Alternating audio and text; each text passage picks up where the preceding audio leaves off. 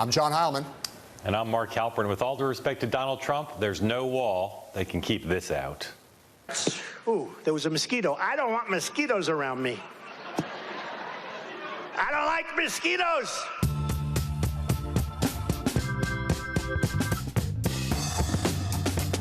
A lot to cover tonight, but we're going to start with a dramatic day up on Capitol Hill where James Comey, director of the FBI, was grilled over several hours by the Republicans on the House Oversight and Government Reform Committee about Comey's recommendation this week not to charge Hillary Clinton for the way she handled classified information on her email server.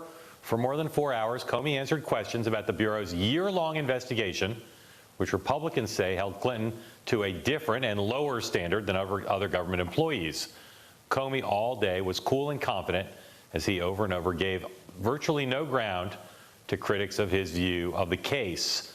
Republicans' main line of attack today was not that Clinton should have been indicted, although they mentioned that quite a bit and are frustrated by Comey on that point. But what they harped on was this, that Clinton was not entirely truthful in her past statements about her emails, including under oath. The chairman of the committee, Jason Chaffetz, the Republican from Utah, in fact said he was going to send a referral to the FBI to investigate Clinton's testimony, which she gave under oath during the Benghazi committee hearing last October. So here's Comey answering questions today. Did you look at the Clinton Foundation? I'm not going to comment on the existence or non-existence of any other investigations. Was the Clinton Foundation tied into this investigation? Yeah, I'm not going to answer that. So that is a bombshell of sorts that occurred very late in the hearing when Comey was asked if the investigation included the Clinton Foundation. We'll talk about that in a minute, but that is one thing Republicans have really seized on. The other thing, of course, they seized on is this question of Clinton's truthfulness. So, John, overall, how did Comey do? How did the Republicans on the committee do? And what is the bottom line now for Hillary Clinton? I will answer briefly, at first at least. Comey gave a master class in how you go up to Capitol Hill and deal with an oversight committee hearing of this kind. He was, as you said, Mark, calm, cool, confident, collected, authoritative, and had grace under pressure. I yesterday said I thought Republicans probably couldn't do a creditable job on such short notice, especially given their history. I actually thought the committee conducted itself reasonably well, again, especially with such short notice, although I don't think they advanced the ball very much politically. And I think for Hillary Clinton, this basically concludes a week that, because it ended the existential threat of indictment, because of Comey and Loretta Lynch saying there will be no indictment. This hearing was in the balance, good for her, not bad for her, and she is very close to being able to put this entire thing behind her as a legal political matter. I've got one big negative to say about Comey and some negative things to say about the Republicans on the committee and how they did. But let's take a little bit of an additional look at how Comey did, which on balance, as you said, for Hillary Clinton's point of view and for his own point of view, very strong. I believe this investigation was conducted consistent with the highest traditions of the FBI. There are two things that matter in a criminal investigation of a subject. What did the person do? And when they did that thing, what were they thinking? And we don't want to put people in jail unless we prove that they knew they were doing something they shouldn't do. No reasonable prosecutor would bring the second case in 100 years focused on gross negligence. Should have known, must have known, had to know, does not get you there. You must prove beyond a reasonable doubt that they knew they were engaged in something that was unlawful. So Comey frustrated Republicans on and off the committee today because he basically did almost everything he could to help Hillary Clinton, or so it seemed. A lot of them are pointing to the fact that he said over and over when pressed that he couldn't say what kind of penalty someone who worked for him who did what Hillary Clinton did. He said, oh, it could range from dismissal to reproach, but he did not give a lot of stuff for Republicans to work with even when pressed. However, he's going around saying today, as he did on Tuesday, I want to be transparent, I need to be transparent. He did not take any questions from reporters again today, and he's not being totally straight about things. For instance, this standard of going out and talking about this case, but then refusing to talk about the Clinton Foundation case, I don't get. My bigger criticism, though, is of the Republicans on the committee. Yes, they only had basically a day and a half to prepare, but the chairman chose not to waive the rule that it limits everybody to 5 minutes blocks for questions. There wasn't a Democrat on the committee interested in getting at any facts. They just were there to help Hillary Clinton, which is par for the course in Washington now in partisan hearings. But no Republican, with the exception of one or two, got any momentum on questions, and a lot of them just wasted their 5 minutes. So Hillary Clinton, I think, won the day. Comey helped her a lot, but so did the Republicans on the committee, who just weren't ready to have the kind of strategy. It wasn't as bad as the Benghazi hearing, but they did not have a strategy. Right. I think there were other couple important things, and we're going to talk more about this with Brian Fallon when he's on the show. But one important thing, at least to my mind, one of the big criticisms was when Comey said he wasn't going to recommend an indictment. He said it was because you couldn't prove intent to have broken the law. And a lot of Republicans a couple days ago said, well, that's not the standard under the law. The standard, it could be gross negligence under the applicable laws. Comey had strong responses to that and made good arguments for why that wasn't really the standard and shouldn't be the standard under the law. He also, I think, cleared up some things with respect to the markings, the classified markings on a very small number of emails in a way that both was clarifying and also, I think, politically helpful for the Clinton campaign. I'm sure this is a point that Brian Fallon will make when we talk to him, as I said, later on in the show. All right, let's move on here to Donald Trump. Meanwhile, the Republican presumptive nominee made a rare appearance on Capitol Hill today, meeting behind closed doors with House and Senate Republicans. Reviews from rank-and-file House members were mixed about that first meeting in the morning. Some, like Georgia Congressman Tom Price, called Trump's pitch a, quote, unifying speech, while others said it did not change their negative views of the party's divisive presumptive nominee. Trump's meeting with the Senate Republicans that came afterwards was apparently somewhat less collegial than that morning meeting with the House. Trump reportedly called out some senators who refused to back his candidacy, including Arizona's Jeff Flake, who in turn reportedly urged Trump to stop attacking Mexicans. These meetings come 24 hours after Trump said yesterday would be, quote, in his words, quote, devoted to crooked Hillary Clinton and the rigged system under which we live. That's what he said yesterday morning. And yet, last night, Trump spent long stretches of his rally in Cincinnati meandering through a wide array of topics, including, yes, mosquitoes. I used to talk about Japan. Now I talk more about China, but it's still Japan. And I could talk about my grandchildren. Let's see. Then we talk about golf. Jack Nicklaus. He is the greatest guy, and he's a friend of mine. Bobby Knight. Bobby Knight. Bobby Knight. Ladies and gentlemen, the president is going to talk about his grandchildren. I love my protesters. Don't we have any damn protesters today? I love Saddam Hussein. I hate Saddam Hussein. But I love Saddam Hussein. This really stupid guy, Chuck Todd. I won't use his name. I refuse to use his name. I refuse to call him Sleepy Eyes. And the problem is I'm a professional. And they love Ivanka. And they love Melania. He wants Bernie Sanders for vice president. I said, that's a new one. That's Big Don King. Newt Gingrich is going to be involved with our government. That I can tell you. Okay? Isn't it nice when you don't read from a speech? Ladies and gentlemen.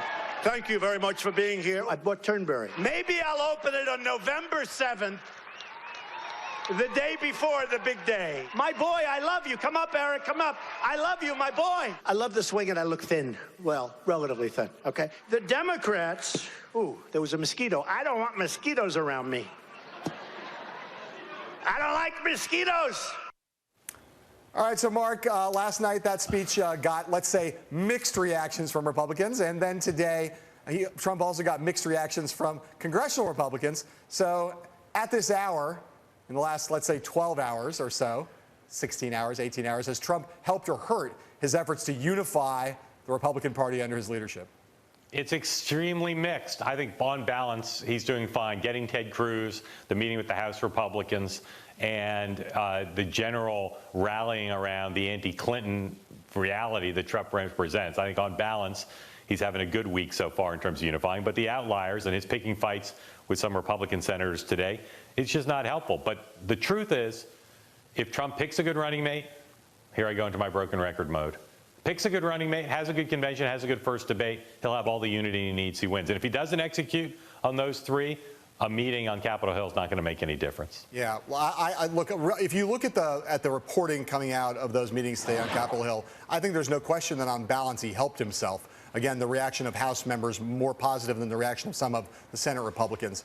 In terms of the unity project, a good day for Trump today on Capitol Hill. I think his performance last night, however, just sowed even deeper doubts among Republican political professionals, elected officials, and probably some of those same congressmen and senators who were in those meetings today about his ability to do the basic work that any winning presidential candidate has to do, which is to maintain some degree of message discipline and focus and talk about the things you should be talking about that help you get closer to winning the election. He did not, in my view, do any of that last night, and he has not in any way capitalized effectively on Hillary Clinton's moment of vulnerability post-Comey. They have more staff coming on board. They seem clearly still flailing a bit or casting about a bit for the right running mate selection. And the convention's still coming together. Trump promised the convention schedule. Don't have it, but he's all going to be up to Trump, and he's going to win or lose on this level of performance, I'm convinced. Wow. All right, Hillary Clinton, Bernie Sanders, and their unity project continue to move along. They're reportedly in talks now about the possibility of holding an endorsement event together next week in New Hampshire on Tuesday. That's the same state where the Obama-Clinton unity event was back in 2008. Sanders has, of course, withheld full-throated support for Clinton as he tries to pull both her and the Democratic Party further to the left on as many policy fronts as he can. He's doing all right so far. He's had some success on his wish list. You've got the education event yesterday, and then today, Sanders, in an interview with Al Hunt of Bloomberg View for Charlie Rose, talked about some additional areas of possible consensus. What has to be in the platform right now, we have made real progress. I want to see very specific language about raising the minimum wage to $15 an hour. I believe that in this country, people who work 40 hours a week should not be living in poverty. They call for it now on the platform. No, they don't. It's kind of nuanced. They say it has to go further. Yeah, it has to be clear. Second of all, I think we need to make sure that the TPP, the Trans-Pacific Partnership, which is, in my view, a continuation of disastrous trade policies in the past, which have cost us millions of decent-paying jobs, have led to a race to the bottom. I think we should be very clear in saying that should not come up in the lame duck session. Senator Sanders, that would be a direct slap at Barack Obama, who is the most popular figure and the most popular Democrat in the party right now. I mean, I know you're opposed to it, and opposing it is not a slap, but saying, I'm sorry, Mr. President, you can't bring that up in a lame duck. I had the impression that we lived in a democratic society. Sanders' full interview with Al Hunt, you can see tonight on Charlie Rose on PBS. Tomorrow it will air on Bloomberg TV. So, John, it looks like at this point that Hillary Clinton's in the home stretch. She's going to get Bernie Sanders' support from him. But where does she stand with the Sanders backers now? I don't know the answer to that question. You know, there's still obviously a very loud and raucous group of Sanders supporters that you run across both out in the world and in social media who seem to be really dead-enders on this question. I think she's done herself a lot of good, certainly, as you said, with Sanders himself. And there's no doubt that some of these policy proposals, some of the platform language is going to get her part of the way there. I do not know. A lot is going to come down to how does that endorsement event, if it happens, how does it go? And what does Sanders say about her, not just that day, but in the days after that endorsement all the way through to Philadelphia? We just don't know that yet. Yeah, I think also her running mate convention choices will be a big deal as well. You know, a lot of people on the left, I think, could be persuaded by symbolism. If she picks someone further to the left, if the prominent convention speakers, keynote speaker, the person who introduces her, et cetera. And do they talk, do the marquee speakers, including the Clintons and the Obamas, do they talk about issues that matter to Sanders supporters? I think that event coming after the Republican convention, when there'll be a lot out there that will remind Sanders supporters why a lot of them would prefer Hillary Clinton over Donald Trump, why they might need to rally even if they don't like everything about her. Right. All right, up next, we will talk about 2 police shootings that are, once again, drawing protests around the country right after this.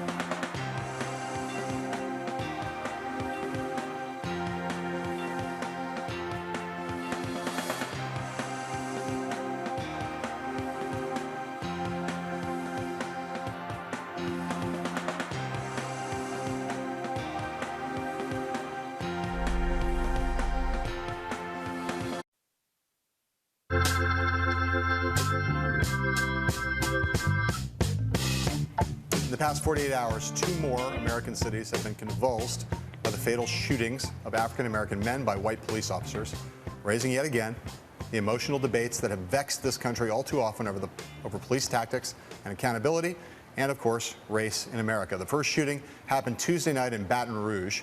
Videos of the encounter appear to show police pinning a 37-year-old man, Alton Sterling, to the ground when one of the officers seems to pull out and fire his gun. The Baton Rouge police chief says that Sterling was armed at the time he was killed. The Justice Department has opened a civil rights investigation of that case. Then on Wednesday night, another video from a suburb of St. Paul, Minnesota.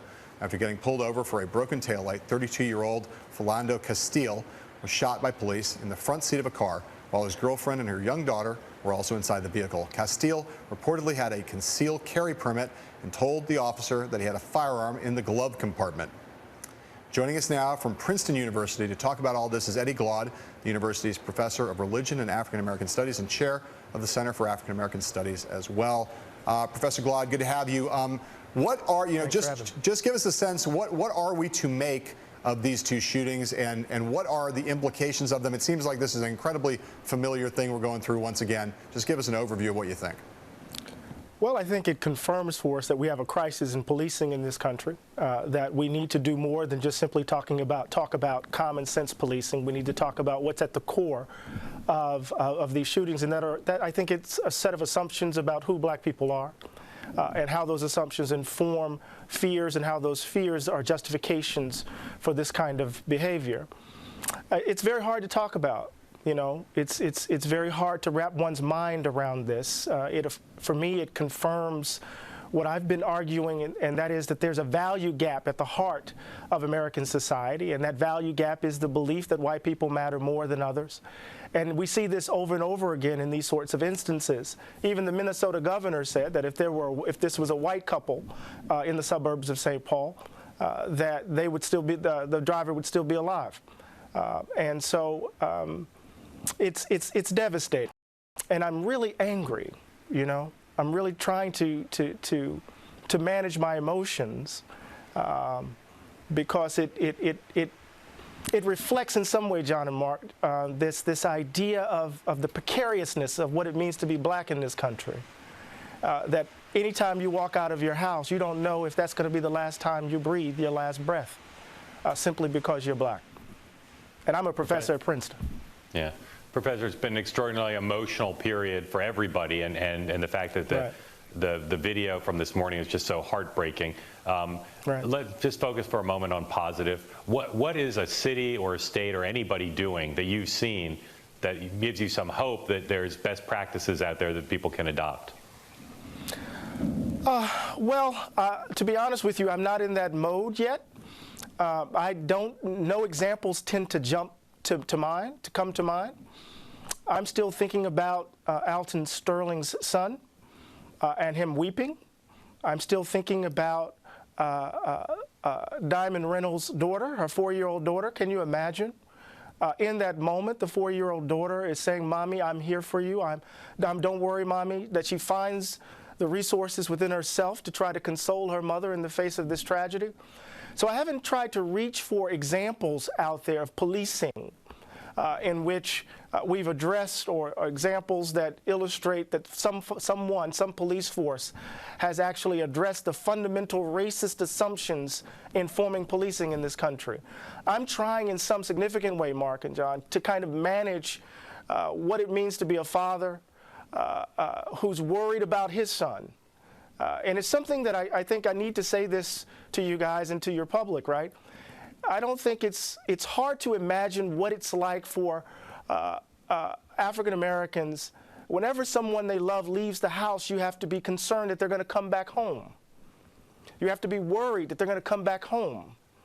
It's like living under a condition of terror from any direction, at any time, at any moment. We heard this in Philando's sister's interview. One member grieving around Alton Sterling's death, and the next moment she's experiencing this. It's this haunting public ritual.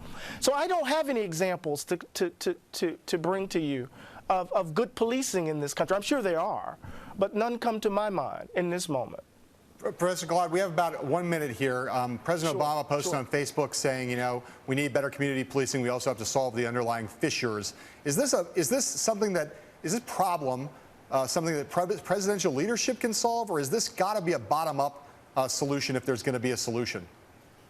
It has to be all of us, from the top and from the bottom. I think we have a host of racial habits that orient us in our day-to-day lives, that inform our day-to-day decisions, that set the frame, the context for these sorts of impromptu decisions that lead to the death and murder of people. I think the president can be bolder, can be even more forceful.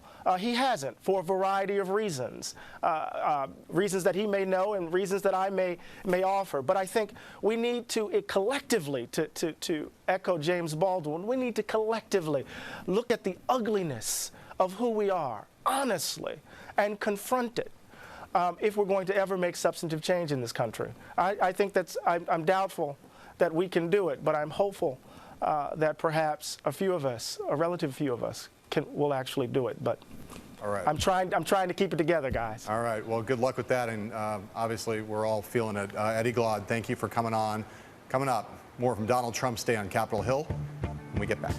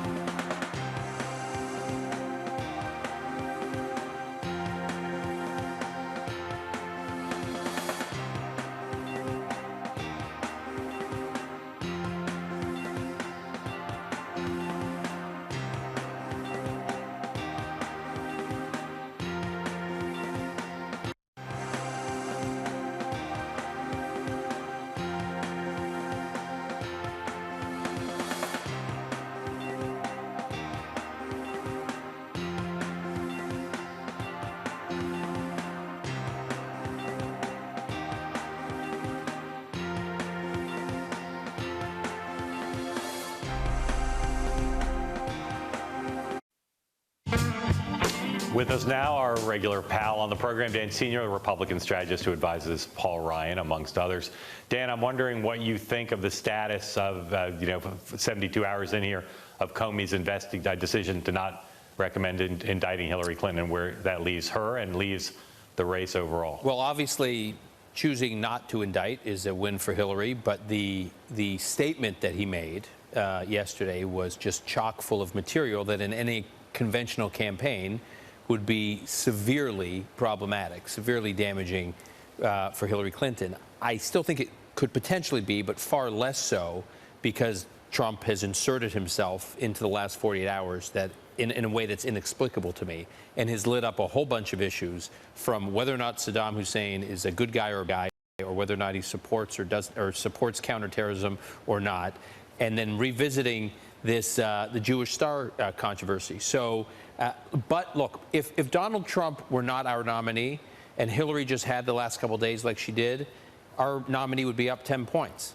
And if Hillary were not the nominee and there were another Democrat, I mean, she's obviously very, very flawed, running against a guy like Trump, The Democratic nominee would probably be up 15 points. But right now we have these two very flawed candidates, and I think it's tragic for the Republicans that yet we're reminded of another missed opportunity that seems to be the theme of this cycle. We have a very, very short time before we go to a break, and then we'll come back and we'll still have you here. But let me ask you this. Was having this House hearing today a good idea or not?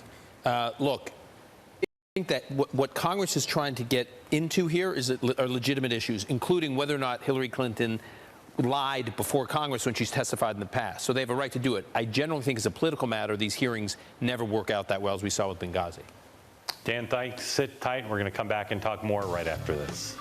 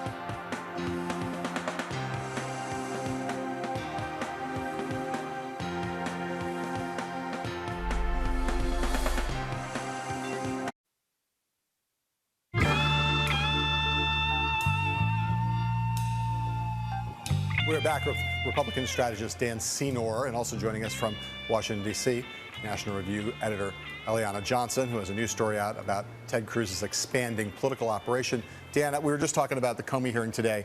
You sort of made an argument in theory that it was a good idea to have this hearing. Was it well executed? Does Paul Ryan watch that hearing today and say, my guys did a good job? I don't know, because I haven't spoken to Paul Ryan. Hypothetically, look, I think the House Republicans have legitimate issues that they need to address. Yeah. So I think the hearing is, in principle, a good idea. Yeah. Did they but move these the ball hearings, today? no, but these hearings tend to not work well politically. We've seen that in the past. Right. The hearings are not the places, I think, to kind of make the political point, if that's what they're trying to do. Right. So you think that basically the hearing today was on political grounds a failure? I wouldn't say a failure. I just don't think it moved the ball forward. Right. I don't think it was a setback. Right. I don't think it helped Hillary Clinton. I just don't think it helped prosecute the case. Effectively, the things that Comey said on Tuesday were damaging, but they didn't become any more damaging today. Correct. What status is it right now? Does your sense? We had some reports yesterday about a bad whip count for Donald Trump among his own people, and about some optimism on the Dump Trump side. You are a member of the Dump Trump coalition. Proud. How do things stand? How do things stand in that project? Look, unlike the recruitment effort for the independent candidate, the Free the Delegate movement, we don't call it Dump Trump, the Free the Delegate movement is very organic, it's very grassroots, it's a little chaotic, but very dynamic. And so I think it is real. I think it is far more real than the press have given it credit for, because the press tends to take a snapshot. They say, where is it now? Oh, it's only got 400 delegates. It's only got 500 delegates. Therefore, it's not going anywhere. And I think what you have to try to imagine is on the floor of the convention, 400 or 500 delegates revved up against the backdrop of a couple nights like we just had for Trump, and there could be more of them. I think there are going to be bad fundraising numbers from the RNC coming out. But RNC is going to look the poorest it's ever looked, and just more and more panic. And I think those 400 or 500 delegates could grow pretty quickly. Eliana Johnson, National Review. Two things going on with Ted Cruz. One is meeting with Donald Trump today. They say no talk of an endorsement, but he will speak at the convention. There seems to be a little thaw there. And then you're reporting on the very broad remake of the Ted Cruz operation, both on the political side and the Senate side. Tell us what you think is going on overall in Cruz world. Yeah, hi, guys. Well, suffice it to say, I think this is a guy, Ted Cruz, who's going to be campaigning for president essentially for the rest of his life. He's not going away. And I think that's what you can make of his agreement today with Trump, that he will speak at the convention. He wants to be a presence and a player. And he's trying to make a calculation of how best to position himself for 2020 or 2024. I think he's somebody who would look to inherit some of Trump's supporters. He doesn't want to alienate them completely. He would need them for a future run, but also wants to keep his position as somebody who holds the line for principled conservatives who Trump has completely alienated as well. Cruz, the news that we broke yesterday was that he's expanding his political universe. Essentially, he's started a nonprofit that essentially will serve as a holding pen for his campaign, supporting his policy positions and so forth between now and whenever he runs for president again, whether it's in 2020 or 2024, and switching out his chief of staff in his Senate office from longtime Capitol Hill aide Paul Teller. Coming in will be political strategist David Polyansky. I think the message is clear there. Dan, in the fall, there are clearly going to be some candidates who don't want Donald Trump to campaign with them. Of the people who also ran this time or other big players in the party, like your friend Mitt Romney, who do you think will be most in demand to be out on the trail? I think George W. Bush will be in demand a lot for Senate and House candidates for a number of reasons, not the least of which is he's a draw to donors. And I think Romney will be out a lot because he's a draw to donors and he is a draw to activists. So I would say those are the two highest profile. I think they'll be in much more demand than Donald Trump will be for House and Senate candidates. Eliana, let me ask you this. We got the news today that Ted Cruz is going to speak at the Republican convention. I know you say he's going to be running for president for a long time. Does this surprise you at all that he's ending up speaking at the convention and not holding out any hope that maybe this dumb Trump movement might be able to create some space for him to make some mischief there? Well, I don't think they're mutually exclusive. You know, if the Dump Trump movement is successful at the convention, or as Dan says, the Free the Delegates movement is successful at the convention, their problem really is once the delegates are freed, well, who's their candidate? Ted Cruz can surely have a speaking slot at the convention, and if the delegates are freed, make it clear that he's open to being the nominee. He's said that he's not open to that. And that he doesn't support the movement, but who knows what could happen at the convention.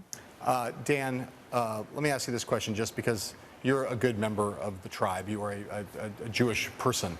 When Donald Trump tweeted that star, did you say this is obviously an anti-Semitic tweet, or did you think there's some argument that it might not be? I didn't even think for a second that it was not an anti-Semitic tweet. So I knew it was an anti-Semitic tweet.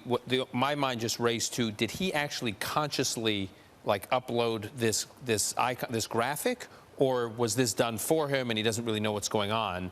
And then once that story broke that it came from this anti-Semitic website, it just unfortunately confirmed all my fears about Trump and his organization, which is not that Trump wakes up every day thinking anti-Semitic thoughts. I have no reason to believe that he himself is anti-Semitic, but I think he panders to a crowd that traffics in anti-Semitism, and he's been resistant to stand up to it. He's been resistant to say emphatically, this is unacceptable. And that alone is horrifying. If this were a Democrat doing this, Republican leaders across the board would be up in arms putting a spotlight on this. And it's a shame that, A, it's happening to our nominee, and B, more and more Republican leaders aren't speaking out against it. And what does it say to you that Trump not only did this thing, but has now defended it on 2 consecutive days, where he said he now regrets taking it down? I mean, again, I know it seems like a repetitive question, but does that say anything more to you? At best, it says that he is, shall we say, unsteady, and I can't quite figure out where his head is at. At worst, it tells me that the crowd that traffics in this stuff whether or not he personally believes it, that crowd, that constituency is important to him, and he wants to stand by them. And I ask friends of mine who are Jewish leaders, Jewish Republican leaders who've signed up to be on the Trump Victory RNC committee, raising money for him. At what point do you start asking the really tough questions? At what point does this become unacceptable? Eliana, quickly, conventions always have people campaigning for the next cycle, even if there's a strong incumbent nominee. Besides Ted Cruz, who's going to work his current delegates and others in Cleveland, who else do you expect to be trying to build up support for 2020 in Cleveland? I think the most interesting people to watch are going to be Tom Cotton, the Arkansas senator, and Ben Sasse, the Nebraska senator, who have taken very different positions on Donald Trump, but are considered the two rising stars in the Republican Party. Will be really interesting to see how they navigate the convention in Cleveland. Okay, Dan Senior in New York, Eliana Johnson here in Washington. Thank you both. Coming up next, the Clinton campaign spokesman, Brian Fallon. We'll talk about today's House hearing on Hillary Clinton and the FBI right after this.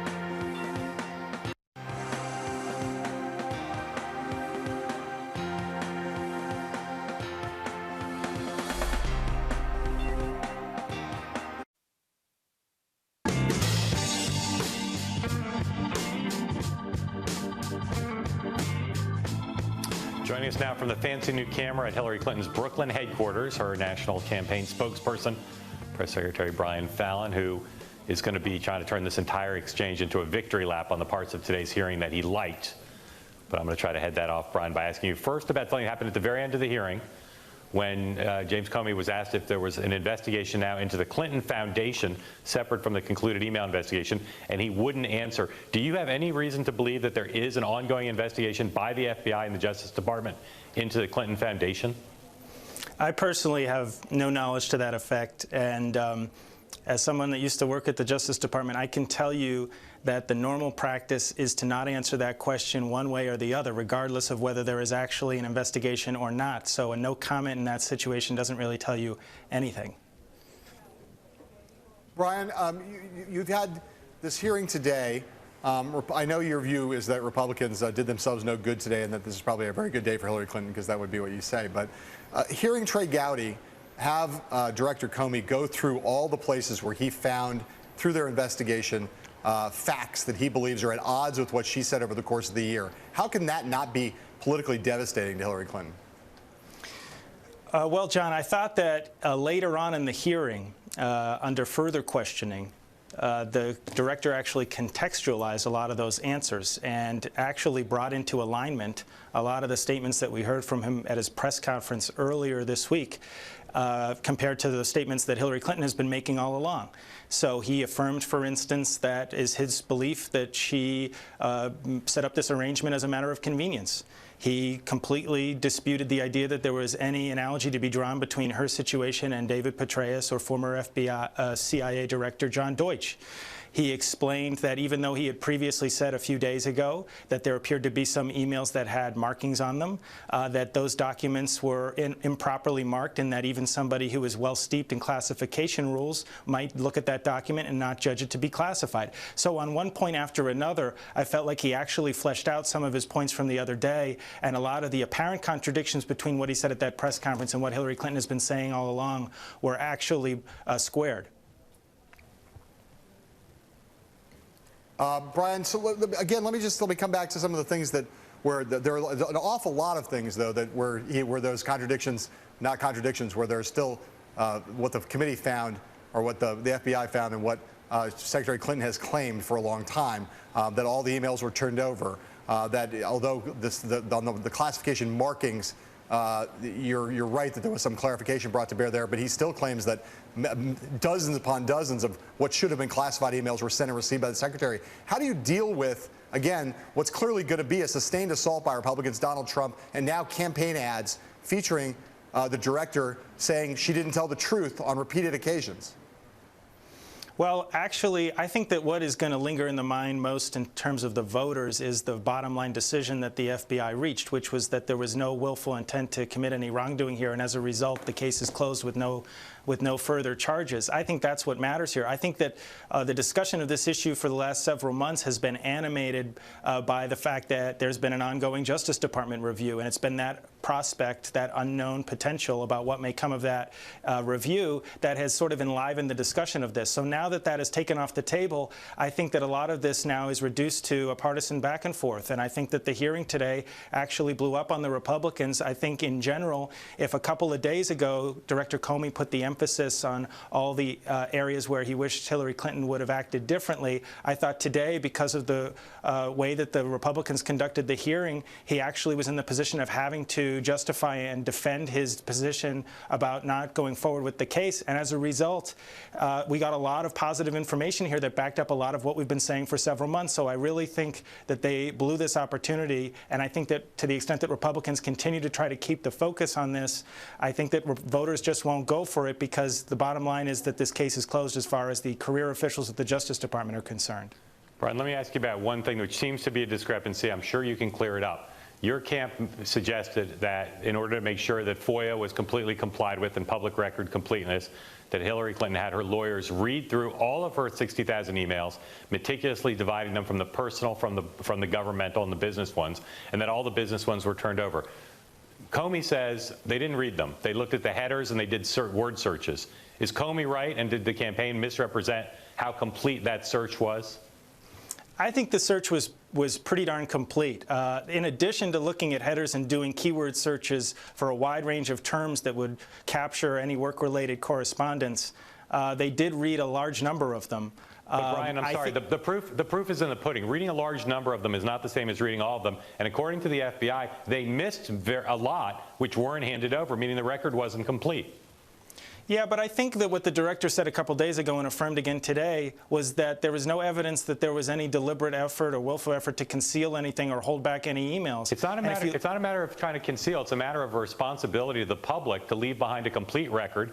She chose not to do that when she left the department. When she did it belatedly, again, are you challenging? I don't think you're challenging the director's account, which is contrary to what you said. I'm not challenging the director's account. So you acknowledge that it was not done as completely as you all represented previously, and it was done incompletely, right? I wouldn't say that it was an incomplete review. I think that it was a very extensive, exhaustive search that consumed weeks on the part of some of these lawyers.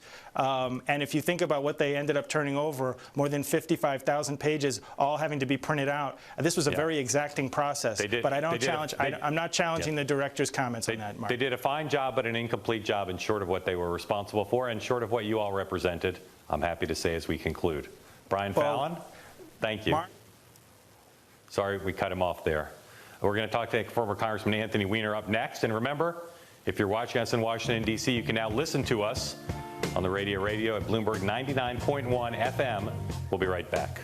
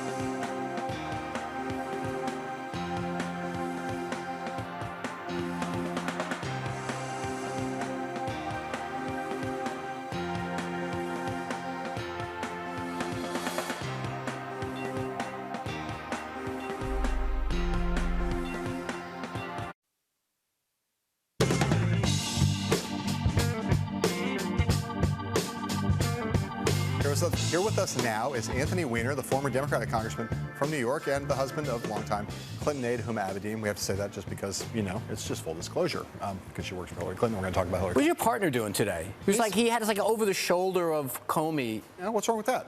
I don't know. It's a little bit distracting. He had a front row seat. He was watching the hearings. He was a little bit distracting. Even though the dude right behind him was like winking to his girlfriend or something. Like he was even more distracted. Well, it's good that it shows that already we're off to a good start because it means that you watched the hearings. Oh, I love that stuff. So tell me what you thought about the hearings. Those things Congress never does as well as the witness. Like the witness is pretty good at this stuff, and there's so many about the things that the witness controls. I mean, Comey's he's a cool customer. Yeah. Yeah. So how do you think just from the look? This has been this email thing has been a long-running headache for Hillary Clinton. How do you think she's feeling about things at this point? I don't know how she's feeling about things, but you know, like, look, if you have 1,000 people drilling into your email practices here at Bloomberg, and you have a personal email address, you have a Bloomberg email address, they'd probably find instances where you kind of made mistakes and did Bloomberg business on your Gmail, did Gmail, whatever it is. I mean, it's going to. You know, the problem with all of this, Congress, they're a bunch of phonies. I mean, we all do, when we were in Congress, we were all doing business on our unofficial accounts and all mixing some level of personal activity on our government accounts. And that while we have this abstract notion about the standards, I don't think anyone is adhering to them. The government servers are getting hacked left and right. OPM got freaking hacked. You know, so there's a little bit of just this way that the Republicans prosecute their jobs is just to try to investigate the heck out of everything. And I think that for the most part, the American people kind of see that. I think that the hearing was further affirmation of something that I think most people knew at this point, which is she didn't go out. You know, the Secretary of State, sorry about that. The Secretary, that's my wife probably saying, don't talk about Hillary. At no point does the Secretary of State say, oh, I want to learn what's going on with the servers in this building. It's just kind of ridiculous, frankly. Congressman, 20 years ago, back when Democrats had the majority in the House, people like Henry Waxman ran hearings that actually drove the news. They were carefully planned. The questions were all sequenced up. They sort of get war game stuff out. Today seemed like all the way the Republican investigative hearings go, totally ad hoc. What am I missing? Well, not entirely. Like, they let Trey Gowdy go, I think, out of order and start things off, and then that Jordan. I mean, the bottom line about the Republicans is I think they've always had kind of a little bit of kind of cultural detachment from where the American people are. Like, they think, and the modern Republican primary voter is not where the American presidential voter is. They're not obsessed with this kind of stuff. This kind of stuff seems kind of, Benghazi's in this category too. I think Republicans overestimate the level of blood in the eye fervor that the American people have for people like Hillary Clinton. They want to know what's going to happen in their lives. And I think that disconnect has always been a gift for Democrats. I think Democrats have always had a better sense of where the American people are. But these hearings, they work when they're, when you're investigating why a car is blowing up or why a seatbelt isn't working. I think Democrats who have a fidelity to governance understand that that's based in this idea of making people's lives better and safer and protecting their kids and things like that. The Republicans don't have that sensibility. They just want to get the Clintons so badly, it just clouds their thinking. Where are you sort of on the range now of the possibilities of the outcome of the presidential? What's the best Hillary Clinton could do and kind of the worst? I will eat Heilman's shoes if this isn't a blowout. This structurally the thing. You cannot be an anti-Semitic, anti-Hispanic, xenophobic ass and get elected president of the United States in 2016. And on the other hand, you have arguably the most qualified person since maybe George Washington running. And the people that decide presidential elections are not the hardcore Democrats or the hardcore Republicans. They're the casual voter that looks up from their morning newspaper or tries to figure out who's going to protect my family, who's going to gradually make life a little bit better for me and my community. And that's Hillary Clinton and not an erratic jerk like Donald Trump. I appreciate that when you were about to use that profanity that you used one that we didn't have that we didn't have to bleep. Thank you for that. I appreciate that. We don't have a 7-second delay. That would have been bad. You don't do any of that You stuff. held back just enough. You didn't went for one syllable rather than two. I appreciate that. That's the new me, restraint. That's the real a model of restraint. Tell me one thing that you admire about Donald Trump as a candidate. Something that you say he does that well. Here's the thing. He's dangerous. I think he's wildly overrated as a candidate. I mean, he is like the 1,000 monkeys you put in front of a typewriter, and every once in a while they type a sentence. He's not that good. And by the way, you're going to see it at the convention. Mr. Great at entertainment, great at that kind of stuff. I very rarely kind of see something that he does as, wow, that was pretty shrewd or pretty smart. That's not the way he rolls. He appeals to that mouth-breathing, kind of hunched-over, one-toothed person that is the primary voter for Republicans, and that's fine by me. This is a good natural selection thing we're doing here. We're learning who the 30% are in this country that probably shouldn't be in charge of anything. All right, don't dodge this question. Just give me two people who would be smart for Hillary Clinton to put on the ticket with her. Not what you know, not just who would be smart picks. I don't have any. I'm inclined to give you something that's like out of the box. I don't really know. I don't think we have like great. I don't know. I mean, like I've got the same assessment that everyone else does. You don't want to jeopardize the Senate seat. I don't think I'm way too busy for the job. So I don't really have them. Just one name. I think just one name. No, but I don't want to give you something that every Tom, Dick, and Harry that wears a tie that comes on your show that does. Kane. All right, good. Anthony Weiner. Kane the wrestler, I mean. Anthony Weiner. Always an experience. Thank you for coming. We'll have you back soon, and we'll be right back even sooner than that.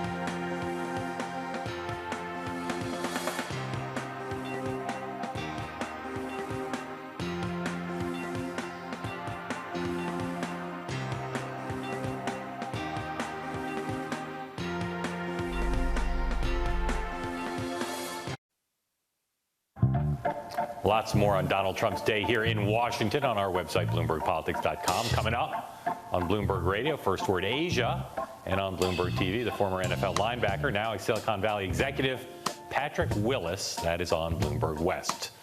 Thanks for watching. We'll be back tomorrow from Scranton, PA. Until then, sayonara.